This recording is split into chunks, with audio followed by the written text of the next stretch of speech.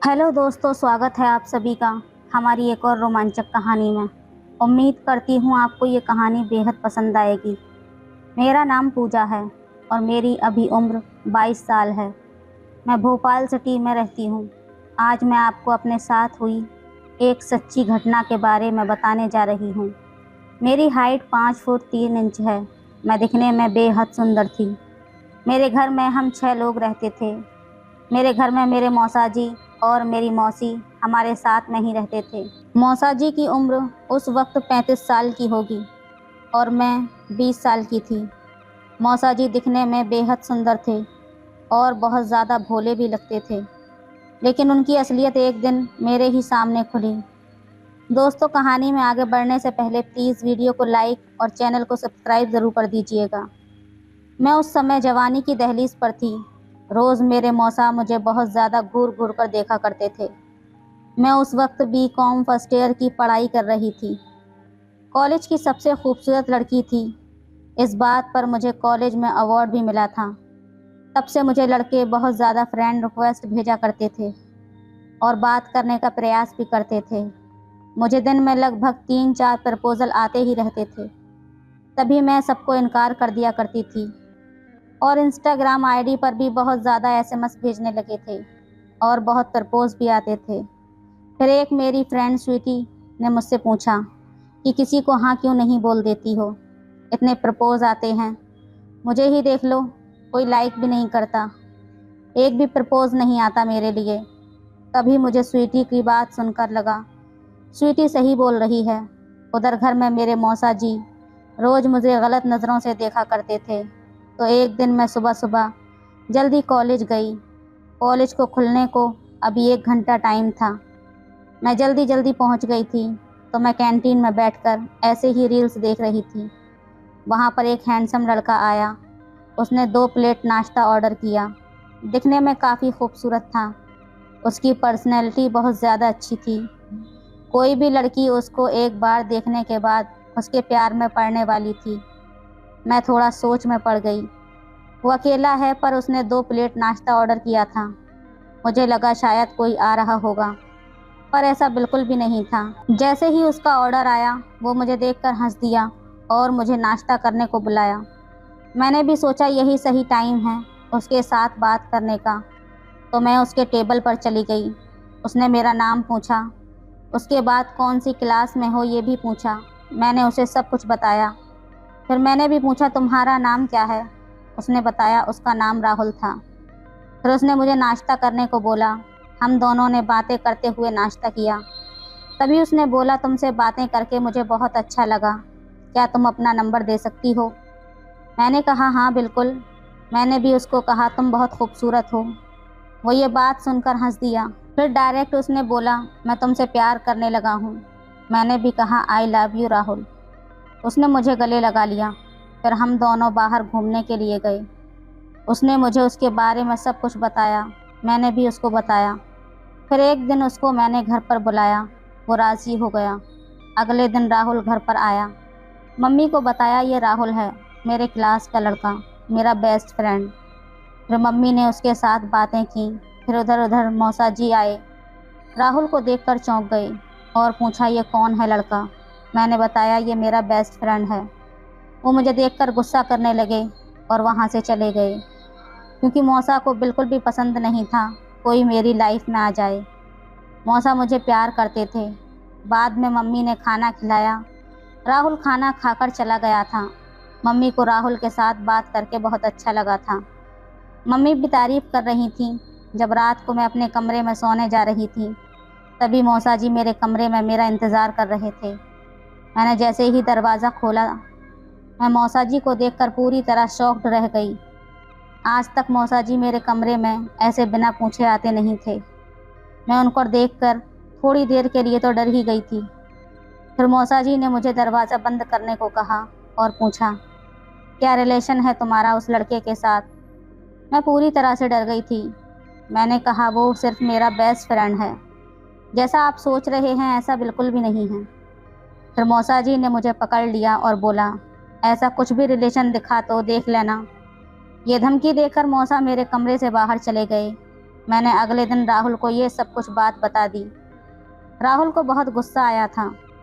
उसके बाद मौसा जी मुझे बड़े ही ध्यान से देखा करते थे। मैं कहाँ जाती थी, कहाँ नहीं जाती थी, कितने बजे आती थी, इन सब बातों पर हमेशा वो नज़र रखने लगे थे। एक बार मैं कॉलेज से वापस आई। मैंने शर्ट के नीचे कुछ भी नहीं पहना हुआ था।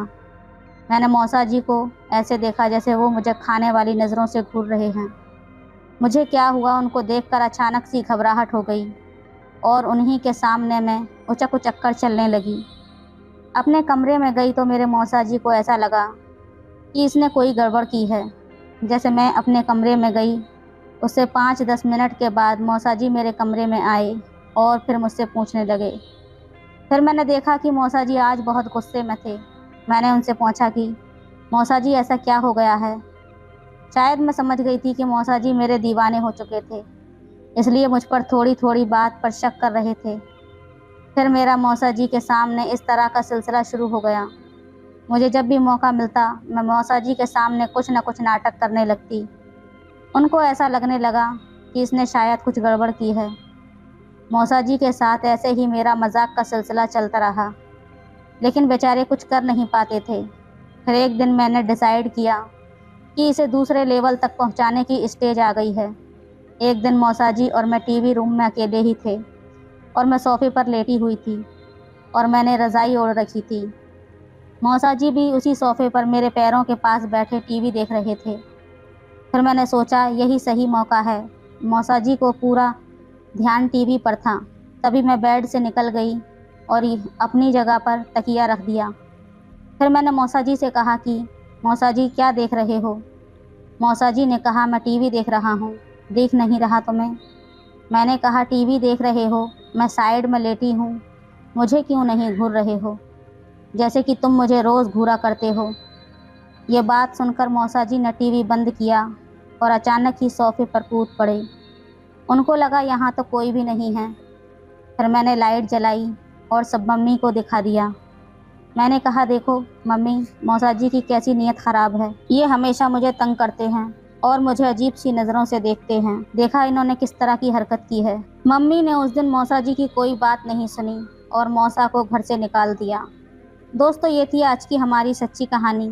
आपके साथ भी कुछ ऐसा हो रहा होगा तो आप भी कुछ ऐसा सुझाव लगाकर ऐसे ही अपनी प्रॉब्लम को सॉल्व कर सकते हैं। तो दोस्तों, आपको हमारी कहानी से क्या सीख मिली हमें कमेंट करके ज़रूर बताएं। वीडियो अच्छी लगे तो लाइक करें, शेयर करें, सब्सक्राइब करें। धन्यवाद। हेलो दोस्तों, स्वागत है आप सभी का हमारी एक और रोमांचक कहानी में। उम्मीद करती हूँ आपको ये कहानी बेहद पसंद आएगी। ये कहानी उस समय की है जब मैं दिल्ली में एक सेठ के यहाँ नौकरी करता था। तो कैसे मेरी दोस्ती मेरी मालकिन से हो गई। मेरा नाम मुकेश है और मैं दिल्ली में काम करता था। बचपन में ही मेरे पापा की एक कार एक्सीडेंट में मौत हो गई थी। पापा के जाने के बाद मेरे ऊपर भी जिम्मेदारी आ गई और मुझे अपनी पढ़ाई 10वीं के बाद छोड़नी पड़ी। मैं बाज़ार में एक कपड़े की दुकान में काम करने लगा। जिस दुकान में मैं काम करता था उसके मालिक का नाम गुलशन था। भैया की वाइफ का नाम लैला था। गुलशन भैया का घर और दुकान पास में ही थे, तो मैं रोज़ सुबह उनके घर पर जाता और दुकान की चाबी लेकर दुकान खोलता और साफ़ सफाई करता। भैया बाद में दुकान पर आ जाते थे। एक दिन जब मैं दुकान की चाबी लेने उनके घर पर गया तो मालकिन ने दरवाज़ा खोला। भैया उस वक्त कहीं गए हुए थे। मालकिन ने मुझे चाबी देते हुए पूछा, तुम्हारा नाम क्या है? मैंने कहा, मालकिन मेरा नाम मुकेश है। उन्होंने पूछा, तेरा सरनेम क्या है? तो मैंने मालकिन को अपना सरनेम बता दिया।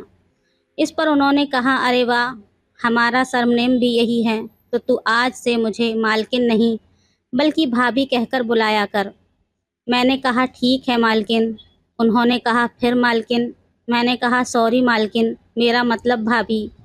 इस बात पर हम दोनों हंस दिए और मैं चाबी लेकर दुकान पर चला गया। लैला भाभी देखने में बहुत ज़्यादा सुंदर थी। भाभी एक अमीर माँ बाप की औलाद थी, तो अमीरी का रौब भी उनके हसीन चेहरे पर झलकता था। मैं रोज़ ऐसे ही दुकान की चाबी लेने घर पर जाने लगा था। कभी भैया उस समय सोए होते थे तो मैं भाभी से चाबी लेकर दुकान पर आ जाता। दिन ऐसे ही बीतते गए। मेरी और भाभी की अच्छी खासी दोस्ती हो गई थी। वो दिन में मुझे किसी न किसी काम के बहाने घर पर बुला लेती थी। उनका घर बहुत बड़ा और 3 मंजिल का था। सबसे ऊपर वाली छत खुली थी और वहाँ पर एक बहुत बड़ा जनरेटर रखा हुआ था। जब भी घर की लाइट गुल हो जाती तो भाभी जनरेटर स्टार्ट करने के लिए दुकान पर फ़ोन करके मुझे बुला लेती। अब भाभी दिन में भी मुझे 2-3 बार किसी न किसी काम के लिए बुला ही लेती थी। कभी जूस लाने के लिए तो कभी भैया का खाना लेने के लिए और बाद में झूठे बर्तन वापस घर लाने के लिए। जो भैया की बहन थी वो भी अक्सर घर पर आती जाती रहती थी। उनकी 1 साल की बेटी थी जो मेरे साथ बहुत ज़्यादा खेलती थी। लैला भाभी मुझ पर बहुत मेहरबान रहती थी। जब भी वो मुझे घर बुलाती थी वो मुझसे मेरी पसंदीदा मिठाई के बारे में पूछती थी या कोई अन्य पसंदीदा आइटम के बारे में जानने की कोशिश करती थी। मैंने उन्हें बता रखा था कि मेरी पसंदीदा मिठाई बर्फ़ी और रसगुल्ला है। वो हमेशा मेरे लिए फ्रिज में बर्फ़ी और रसगुल्ले रखती थी और जब भी मैं उनके घर पर होता तो मुझे बोलती कि मैंने तेरे लिए फ्रिज में बर्फ़ी और रसगुल्ले रखे हैं, जा जाकर निकाल ले और खा ले। मुझे भी उनका बहाने से मुझे अपने घर पर बुलाना अच्छा लगता था, क्योंकि लैला भाभी एक तो बहुत ज़्यादा सुंदर थी और मुझे खाने को भी अच्छी अच्छी चीज़ें देती थी। कभी कभी वो मुझे रसोई में खाना बनाती हुई अपने पास बुला लेती और कहती कि वो टिफ़िन उठा, वो रोटी उसमें रख दे। शुरू में तो मैं बहुत ज़्यादा डर जाता था, लेकिन जब मैंने देखा कि भाभी ने कभी एतराज़ नहीं किया तो मेरे अंदर का डर निकल गया। फिर एक दिन ऐसे ही लैला भाभी ने दोपहर के वक्त भैया को फ़ोन करके मुझे घर बुला लिया और भैया से कहा कि मुकेश को बोलो कि मेरे लिए जूस लेकर आए। भैया ने पैसे देते हुए कहा, जा अपनी भाभी के लिए जूस लेकर घर चला जा। मैं खुशी खुशी जूस लेकर उनके घर पर चला गया। उस दिन भाभी ने मुझसे कहा, अगर तू बुरा न माने तो एक बात पूछूं। मैंने कहा, हाँ हाँ भाभी पूछो ना, मैं भला क्यों बुरा मानूंगा। भाभी ने कहा, तेरी कोई दोस्त है क्या? तो मैंने शर्माते हुए कहा, नहीं भाभी, मेरी तो कोई भी दोस्त नहीं है। भाभी ने कहा, क्यों, तू तो इतना क्यूट है, तेरी कोई दोस्त क्यों नहीं है? मैंने मायूस होकर कहा, भाभी मैं बहुत गरीब हूँ ना, दोस्त तो अमीरों की होती हैं। भाभी ने कहा, ऐसी कोई बात नहीं है, प्यार पैसे को देखकर नहीं किया जाता। मैंने कहा, भाभी सब आपके जैसे नहीं होते। भाभी ने कहा, क्या तू दोस्ती करना चाहता है? मैंने कहा, हाँ भाभी, दिल तो बहुत करता है पर क्या करूं। भाभी ने कहा, तू टेंशन मत ले, मेरी एक फ्रेंड है जो टाउन में रहती है, मैं उससे तेरे बारे में बात करूंगी। मैं मन ही मन बहुत ज़्यादा खुश हो गया। फिर कुछ दिन ऐसे ही निकल गए और भाभी ने कोई जवाब नहीं दिया। एक दिन दोपहर को जब भाभी ने मुझे घर पर जूस लाने के लिए बुलाया तो मैंने उन्हें दोस्त वाली बात याद दिलाई। उन्होंने एकदम से याद करते हुए कहा, अरे हाँ, मैंने उससे पूछा था। मैंने खुश होते हुए पूछा, तो क्या कहा उसने? भाभी ने कहा, अरे यार क्या बताऊं, उसने तो मना कर दिया। मेरा तो जैसे दिल टूट गया। ये देखकर भाभी ने कहा, तू दिल छोटा मत कर, मैं ज़रूर तेरी दोस्त बनाकर दूंगी। अपनी भाभी पर मुझे विश्वास था। भैया हर रविवार पास के एक गांव में जाते थे जहां पर उनकी बहुत ज़्यादा ज़मीन थी। खेती बाड़ी का हिसाब करने के लिए उन्हें हर रविवार वहां जाना पड़ता था। हमारी दुकान रविवार को बंद रहती थी। मैं रविवार को कभी कभी घर के काम में भाभी की सहायता करने के लिए भैया के घर पहुंच जाता था। ये सब भैया और भाभी को अच्छा भी लगता था। इससे मैं और भी सबका पसंदीदा बन गया था। मैं जब भी भाभी से मूवी देखने के लिए पैसे मांगता तो वो मुझे रुपये दे देती थी। इन सारी बातों से मुझे लगता था कि हो ना हो भाभी भी मुझे पसंद करती हैं, पर मेरी उनसे कुछ कहने की हिम्मत नहीं पड़ती थी। ऐसे ही एक दिन शाम को लाइट चली गई तो भाभी ने भैया को फ़ोन करके जनरेटर स्टार्ट करने के लिए मुझे घर पर बुला लिया। मैं जनरेटर स्टार्ट करने के बाद जाने लगा। अचानक मेरे दिल ने कहा कि आज भाभी अकेली हैं, यही मौका है, उनसे अपने दिल की बात कह देना चाहिए। पर कहूँ कैसे, वही समझ नहीं आ रहा था। पहले तो मुझे भाभी के दिल को टटोलना था कि उनके दिल में ऐसा कुछ है भी या नहीं, जैसा मैं उनके बारे में सोचता हूँ। क्या वो भी मेरे लिए सोचती हैं? बहुत सोचने के बाद मेरे दिमाग में एक आइडिया आया। उन दिनों मार्केट में CDR नया आया था और वो बहुत महंगा भी था। सिर्फ अमीर लोग ही खरीद पाते थे। भाभी के पास एक CDR था, तो मैंने भाभी से कहा, भाभी मेरा मूवी देखने का बहुत मन कर रहा है। भाभी ने अपने पर्स से पैसे निकाले और मुझे देकर कहा, जा जो भी मूवी देखनी है देख ले। मैं भाभी से बोला, मुझे ये वाली नहीं, वो वाली मूवी देखनी है। भाभी बोली, कौन सी वाली? मैंने कहा, भाभी अब कैसे कहूँ, आप खुद ही समझ जाओ ना। भाभी बोली, पहेलियाँ मत बुझा, जो कहना है साफ साफ बोल, मुझे ऐसे समझ नहीं आता। मैंने डरते डरते कहा कि भाभी पहले प्रॉमिस करो कि आप बुरा नहीं मानोगी। भाभी ने कहा, प्रॉमिस। मैंने आज तक तेरी किसी बात का कोई बुरा माना है जो आज मानूंगी। भाभी को मैंने बताया तो वो समझ गई। मैंने थोड़ा रिलैक्स होते हुए कहा, हाँ भाभी, मुझे वही वाली फिल्म देखनी है। भाभी, तो उसमें क्या प्रॉब्लम है? कल संडे है, तेरे भैया तो गांव जाएंगे, तो तू घर पर आ जाना। मैं अपनी फ्रेंड से एक CD मंगवा लूँगी। मैंने कहा, भाभी मेरी एक शर्त है। भाभी ने कहा, क्या शर्त है? मैंने कहा, आपको भी मेरे साथ फिल्म देखनी पड़ेगी। भाभी थोड़ा सा मुस्कुराते हुए बोली, ओके बाबा, ठीक है, मैं भी तेरे साथ मूवी देख लूँगी। मैं समझ गया था कि जैसा मैं सोचता हूँ भाभी के दिल में भी वही चल रहा है। अगले दिन मैं सुबह 10 बजे भाभी के घर पर पहुँच गया। जैसा कि मुझे पता ही था, भैया अपने खेतों को देखने गए थे और भाभी घर पर अकेली थी। जैसे ही भाभी ने दरवाज़ा खोला, मैं उन्हें देखता ही रह गया। उन्होंने स्माइल के साथ मेरा स्वागत करते हुए कहा, क्या हुआ, कहाँ खो गए? मैंने कहा, कुछ नहीं भाभी, बस ऐसे ही। भाभी बोली, नहीं, कुछ तो बात है जो तुम्हारा मुंह खुला का खुला रह गया है। भाभी बोली, अच्छा अच्छा, अब अंदर भी आएगा या दरवाजे पर ही खड़ा रहेगा? मैं अंदर आने लगा तो भाभी सामने से हटी ही नहीं।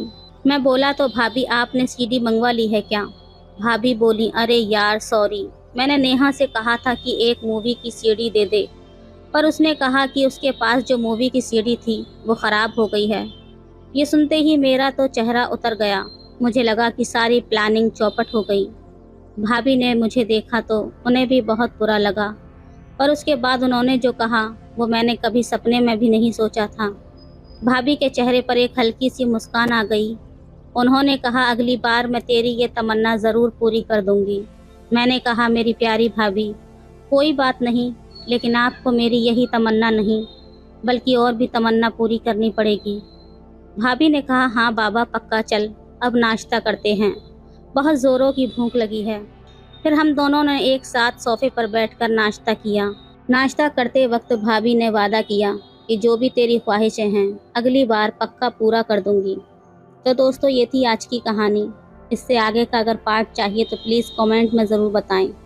वीडियो अच्छी लगे तो लाइक करें, शेयर करें, सब्सक्राइब करें। धन्यवाद। हेलो दोस्तों, स्वागत है आप सभी का हमारी एक और रोमांचक कहानी में। उम्मीद करती हूँ आपको ये कहानी बेहद पसंद आएगी। एक 16 साल की लड़की जिसका नाम टीना था, उसको उसके ही सगे भाई ने कर दिया था प्रेग्नेंट। जी हाँ दोस्तों, ये कहानी है दो सगे भाई बहन की, जिनके बीच इस तरह के संबंध स्थापित हो जाते हैं और भाई कर देता है अपनी ही बहन को प्रेग्नेंट।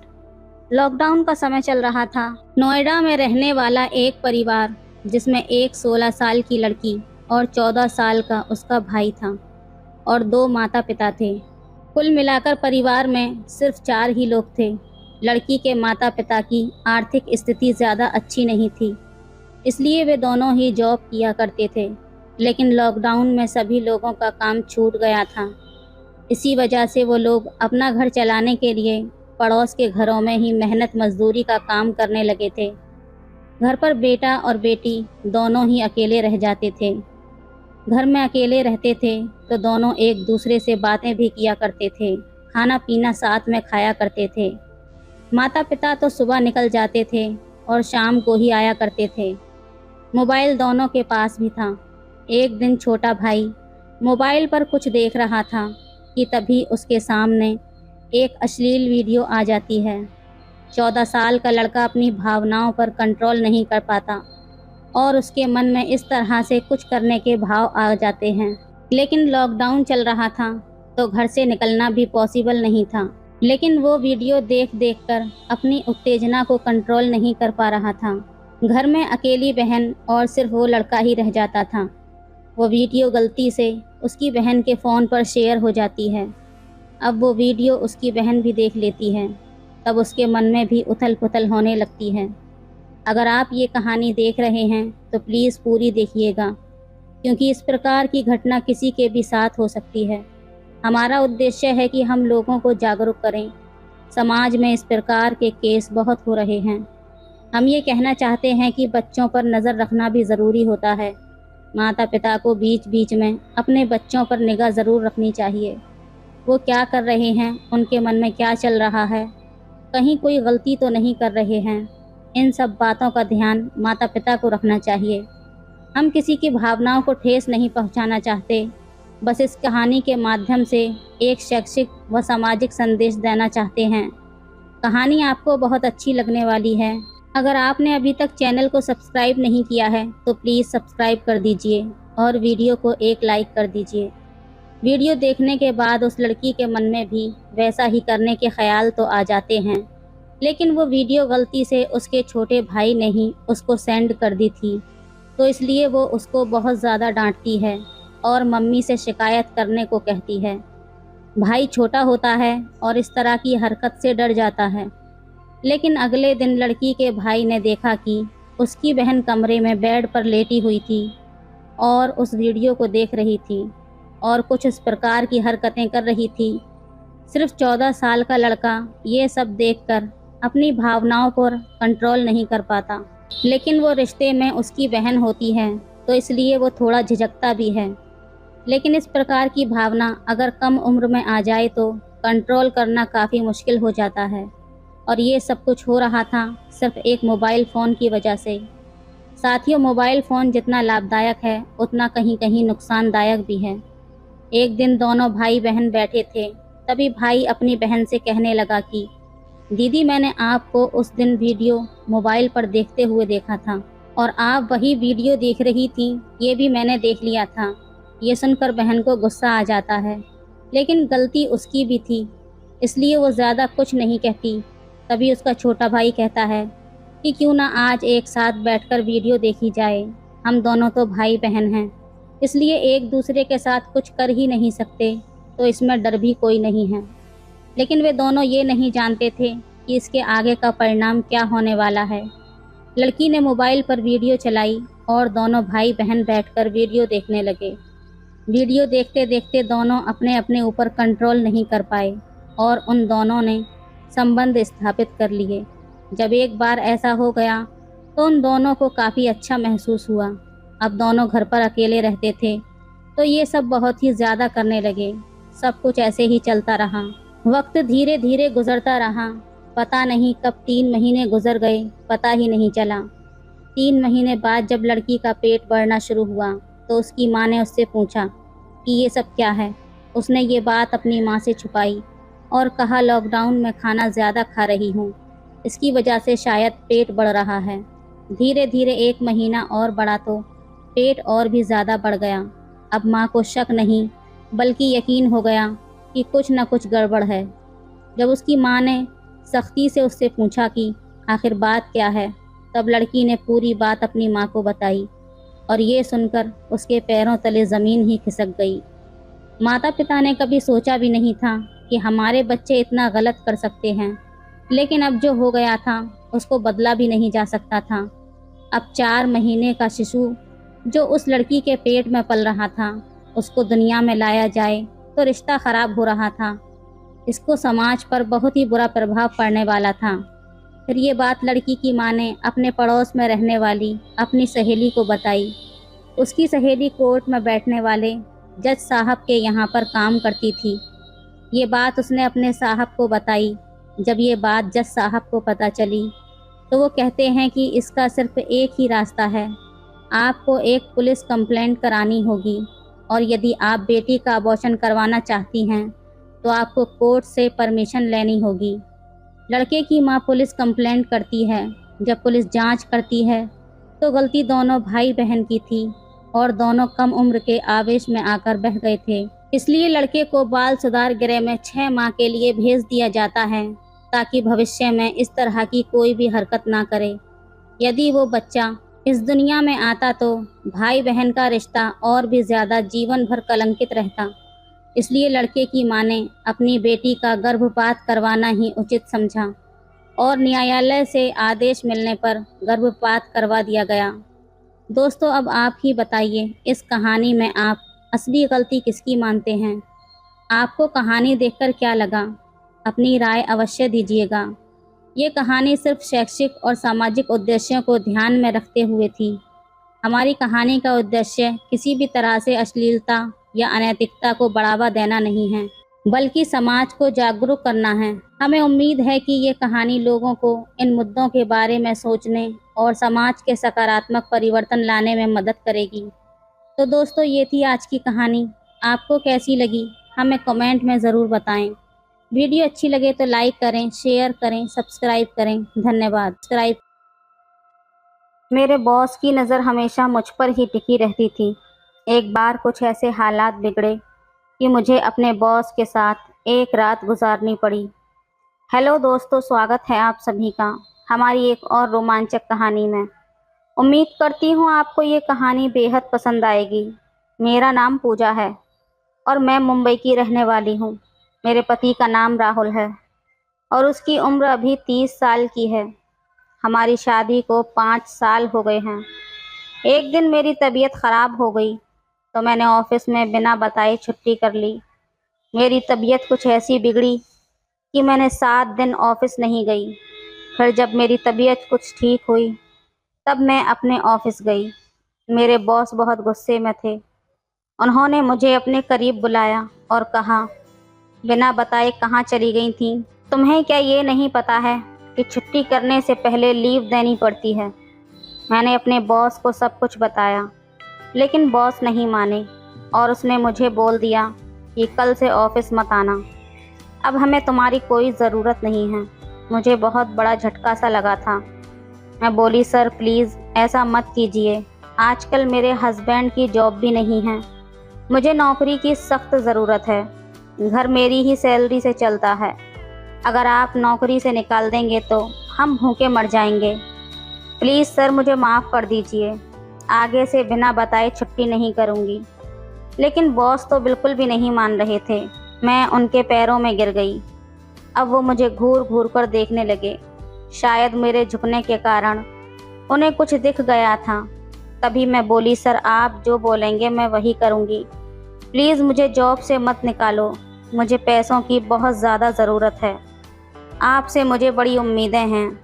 मेरे मुंह से जैसे ही बॉस ने ये सुना कि आपसे मुझे बड़ी उम्मीद है तो बॉस ने मुझसे कहा, चलो ठीक है, पर एक शर्त पर।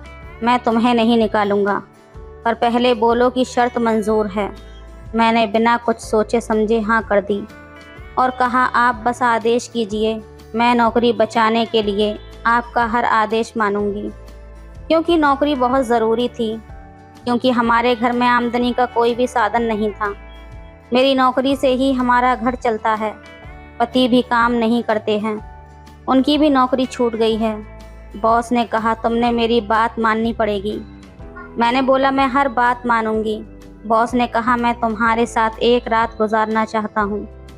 पहले तो मेरे होश ही उड़ गए बॉस की ये बात सुनकर। फिर मैं उनको देखती रही और अपनी खुशी दबाते हुए बोली, सर ये कैसी बातें कर रहे हो? ऐसा कैसे हो सकता है? अगर मैंने बोला है कि मैं कुछ भी करूँगी, इसका मतलब ये नहीं कि मैं ये सब कुछ करूँगी। सर आप ये क्या बोल रहे हो? मैं शादीशुदा हूँ, मैं ये नहीं कर सकती। तो सर बोले, शादीशुदा हो तो क्या हुआ? सोच लो, तुम्हारी मर्ज़ी है। अगर जॉब चाहिए तो हाँ बोलो, वरना कल से मत आना। और अगर तुम मेरी बात मानोगी तो मैं तुम्हें जो भी चाहिए वो सब दूंगा और बहुत सारे पैसे भी दूंगा। मैं अपने घर में अकेला ही रहता हूँ। तुम्हें तो पता ही है कि मेरी पत्नी अपने मायके में रहती है। अब मैं अपनी खुशी बड़ी मुश्किल से छुपा रही थी, लेकिन मैं बुत बनी सर झुकाए खड़ी रही। बॉस ने फिर से बोला कि जल्दी नहीं है, शाम तक सोच कर बता देना। मैं बोली, ठीक है सर। फिर मैं कैबिन से निकल गई और घर आकर अपने पति को सब कुछ बताया। मेरे पति ने कहा, तुम्हें जो अच्छा लगे सो करो। मैं बोली, तुम्हें बुरा नहीं लगेगा ना? पति ने कहा, मुझे तो कोई प्रॉब्लम नहीं है। मैं तो बहुत ज़्यादा खुश हो गई थी। मैं ये सब अपनी नौकरी के लिए कर रही हूँ। फिर मैं बोली कि अब आपको पैसों की भी कोई प्रॉब्लम नहीं होगी। मैंने पूछा क्यों? तो उसने बताया कि मेरे बॉस मुझे बदले में बहुत सारे पैसे देंगे। उसके मुंह से ये सुनकर मैं भी खुश हो गया था। अब पूजा ने अपने बॉस को कॉल किया और उसने हाँ कह दिया। बॉस ने कहा, रात को 9 बजे मेरे बंगले में आ जाना। मैंने ओके बोला और फ़ोन काट दिया। अब मैंने अपने पति को बताया कि 9 बजे बंगले में बुलाया है। पति ने कहा ओके। उस वक्त रात के 8 बजे मैं नहाने चली गई और 1 घंटे बाद बाहर आई। उस दिन मैं बहुत ज़्यादा सुंदर लग रही थी। कुछ देर के बाद मैंने अपने पति को कहा, चलो बॉस के घर छोड़ दो मुझे। मेरे पति ने बाइक निकाली और मुझे बॉस के घर पर छोड़ दिया। पति ने मुझे बोला, सुबह कॉल कर देना, मैं लेने आ जाऊंगा। मैंने ओके बोला और अंदर चली गई। अंदर का हॉल बहुत बड़ा था। फिर मेरे बॉस ने मेरा वेलकम किया और मुझे देखता ही रह गया। फिर बॉस ने पूछा, तुम्हें छोड़ने वो कौन आदमी आया था? मैंने बताया कि वो मेरे पति थे। मेरे बॉस ने पूछा, क्या तुम्हारे पति को सब कुछ मालूम है? मैंने कहा, हाँ, मैंने अपने पति को सब कुछ बता दिया है। बॉस ने कहा, तुम्हारे पति ने कोई आपत्ति नहीं जताई? मैंने कहा, नहीं, मेरे पति तो बड़े ही खुले विचारों वाले इंसान हैं। ये सुनकर तो बॉस के चेहरे पर अलग ही चमक आ गई थी। फिर हम दोनों बेडरूम में चले गए और एक दूसरे को देखने लगे। फिर बॉस ने सामने की अलमारी से एक विस्की की बोतल निकाली और लेकर आ गए। उसके इशारे पर मेरे पास रखे गिलास में शराब डाल दी और पानी मिलाकर 2 पैग बना दिए। पहले मैं एक ही गिलास बना रही थी, पर बॉस के कहने पर मैंने 2 पैग बना दिए थे। बॉस ने मुझे गिलास उठाने के लिए कहा। पहले मैंने मना किया, लेकिन बॉस के कहने पर मैंने गिलास उठा लिया। फिर दोनों ने चेस बोल कर पी लिया। उस वक्त सुबह के 4 बजे थे, जब हम दोनों गहरी नींद में सो रहे थे। सुबह 9 बजे मैंने अपने पति को कॉल करके बुलाया। उसने कहा, प्लीज़ मुझे सोने दो यार। मैंने कहा, ठीक है, बाद में सो जाना, पहले मुझे यहाँ से लेकर जाओ। उसने कहा, ठीक है, तो मैं लेने आ रहा हूँ। मैंने कहा, ओके, आ जाओ। मेरा पति वहाँ पर बॉस के घर पहुँचा। 4-5 बार बेल बजाई। थोड़ी देर बाद बॉस ने दरवाज़ा खोला और बोला कि क्या चाहिए। मैंने कहा, सर, मैं अपनी पत्नी को लेने आया हूँ। बॉस बोले, ठीक है, अंदर आ जाओ। फिर उसने दरवाज़ा बंद कर दिया और हम अंदर आ गए। बॉस ने मुझे हॉल में बिठाया और ख़ुद रूम में जाकर मेरी पत्नी को उठाने लगा। मेरी पत्नी उठकर फ्रेश होकर बाहर आ गई। तब तक मैं और बॉस बाहर बैठे थे। बॉस बता रहे थे कि तुमने क्या किस्मत पाई है, इतनी बेस्ट पत्नी तुम्हें मिली है। मैं बोला, हाँ, ये बात तो आप सच बोल रहे हैं। सर बोले, अब मैं तुम्हारी बीवी की नौकरी पक्की करता हूँ। मैंने बोला, थैंक यू सर। बॉस बोले, अपनी पत्नी को जब मैं कहूँ यहाँ भेज दिया करो। मैंने कहा, मुझे इससे कोई आपत्ति नहीं है। बॉस बोले, ठीक है, अब मैं हफ्ते में 2 दिन यहाँ बुला लिया करूँगा, और अगर तुम्हारा मन करे तो तुम भी मेरी कंपनी में नौकरी कर लेना। ये सुनकर तो मेरा पति और भी ज़्यादा खुश हो गया और उसके बाद मेरा पति मुझे खुशी खुशी घर ले आया। मेरे बॉस ने हम दोनों पति पत्नी की नौकरी पक्की कर दी थी, लेकिन बदले में वो जो चाहते थे वो मुझे करना पड़ता था। और सबसे अहम बात ये थी कि इस पर मेरे पति ने कभी भी आपत्ति नहीं जताई। तो दोस्तों, 2 बुज़दिल पति पत्नी की कहानी आपको कैसी लगी, हमें कमेंट करके ज़रूर बताएं। वीडियो अच्छी लगे तो लाइक करें, शेयर करें, सब्सक्राइब करें। धन्यवाद। सब्सक्राइब करें। हेलो दोस्तों, स्वागत है आप सभी का हमारी एक और रोमांचक कहानी में। उम्मीद करती हूँ आपको ये कहानी बेहद पसंद आएगी। आज की इस कहानी में मैं आपको बताऊंगी कि कैसे मेरे पति को छोड़ने के लिए थानेदार और वकील ने मुझे पूरी रात। मेरा नाम कोमल है, मेरी उम्र 30 साल है, मेरा रंग एकदम गोरा है। ये बात उस वक्त की है जब हम लोग लखनऊ में रहते थे, पर इस घटना के बाद से हम लोग दिल्ली आ गए थे। ये घटना लखनऊ की है। उस वक्त घर में मैं, मेरे पति, मेरी सास और मेरी ननद रहते थे। मेरी शादी को अभी सिर्फ 6 महीने ही गुजरे थे। मेरे पति दुबई में जॉब करते थे। फिलहाल तो उनकी कुछ महीनों की छुट्टियां चल रही थीं, वरना तो वो सालों साल बाहर ही रहते थे। मेरे पति बहुत ही नेक और शरीफ इंसान थे, लेकिन उनके अंदर एक गंदी आदत भी थी। वो शराब बहुत ज़्यादा पीते थे। खैर हुआ यूं कि एक दिन उन्होंने ज़्यादा शराब पीकर कार से एक लड़के को घायल कर दिया, तो हमारे पास एक पुलिस वाले का फ़ोन आया कि आपके पति पुलिस स्टेशन में हैं। हम लोग तो बहुत ज़्यादा घबरा गए थे और फ़ौरन सारे लोग वहीं पहुंच गए, तो देखा कि पति अंदर थाने की जेल में बंद है। हमने जानकारी ली थी कि क्या हुआ, तो पुलिस इंस्पेक्टर बहुत गुस्से में और ज़ोर से चिल्लाते हुए बोला, उसने शराब पीकर मेरे बेटे को अपनी गाड़ी से मारने की जुर्रत की है। ये सुनकर तो मेरे होश उड़ गए। उसकी इतनी कड़क आवाज़ सुनकर सारा माहौल गंभीर और शांत हो गया था। वो बहुत ही काला और मूंछदार इंसान था। उसने हल्की फुल्की दाढ़ी भी रख रही थी। दिखने में पुलिस वाला कम और डाकू ज़्यादा लग रहा था। हम सभी कहने लगे कि इनकी तरफ से हम लोग माफ़ी मांगते हैं और मिन्नतें करने लगे। तो उसने फ़ौरन हवलदार से कहा, अरे लगा दो 2 थप्पड़ इसके पति को। हवलदार ने तो सीधे मेरे पति की कमर पर लठ मारना शुरू कर दिया। तो सासू माँ समेत हम सब लोग रोने लगे और गिड़गिड़ाते हुए बोले, माफ़ कर दीजिए ना, प्लीज़ छोड़ दीजिए इन्हें। तो वो बोला, ऐसे कैसे छोड़ दूँ? आज रात भर इसको यहाँ रखकर वो हाल करूँगा कि कार चलाने से पहले 100 बार सोचेगा। फिर हम सभी लोग उसे छोड़ देने के लिए बहुत ज़्यादा प्रार्थना करने लगे। फिर अचानक मेरे मुंह से निकल गया कि आपको कितने पैसे चाहिए। तो वो गुस्से में खड़ा होकर मुझे बुरी तरह से घूरने लगा और बोला, तुझे क्या मैं रिश्वतखोर लगता हूँ? पैसों के बदले तो मैं इसे कभी नहीं छोड़ूंगा। अब तो मैंने भी बिना सोचे समझे बोल दिया, तो फिर क्या चाहिए आपको मुझसे? ये सुनकर उसने बड़ी अजीब सी नज़रों से मुझे देखना शुरू कर दिया। मैं तुरंत समझ गई थी, मगर मन में बोली कि मैं तुझे कुछ नहीं दूंगी और तुझे कुछ मिलने वाला भी नहीं है। मैं अपनी सासू माँ से बोली, चलो वकील के पास चलते हैं। और हम रात को 9 बजे ही एक वकील के पास पहुँच गए। हमने बात की और वकील के साथ वापस पुलिस स्टेशन आ गए। फिर वकील और वो इंस्पेक्टर बात करने लगे। काफ़ी बातों के बाद गर्मा गर्मी भी हो गई। अब इतनी बातों से जो नतीजा निकला, उसे सुनकर हम और भी ज़्यादा घबरा गए थे कि मामला अब कोर्ट में ही निपटेगा और तब तक मेरा पति जेल में ही रहेगा, लेकिन अब उनको कोई हाथ नहीं लगाएगा। खैर अब हम लोग वहाँ से जाने लगे, तो मैं 1 सेकंड में ही अपने पति से मिलने के लिए वापस आई। मैं तो गेट पर एंट्री वापस करने ही वाली थी कि अचानक शॉक्ड रह गई। वो वकील और पुलिस वाला दोनों बहुत तेज़ तेज़ हंस रहे थे। वो काला पुलिस वाला बोला, ये तो हमारे जाल में फंस गई। अब तो वकील बोला, यार एक बार ये मिल जाए तो मज़ा ही आ जाएगा। तो पुलिस वाला बोला, अरे मिलेगा कैसे नहीं, हम किस लिए बैठे हैं यहाँ पर?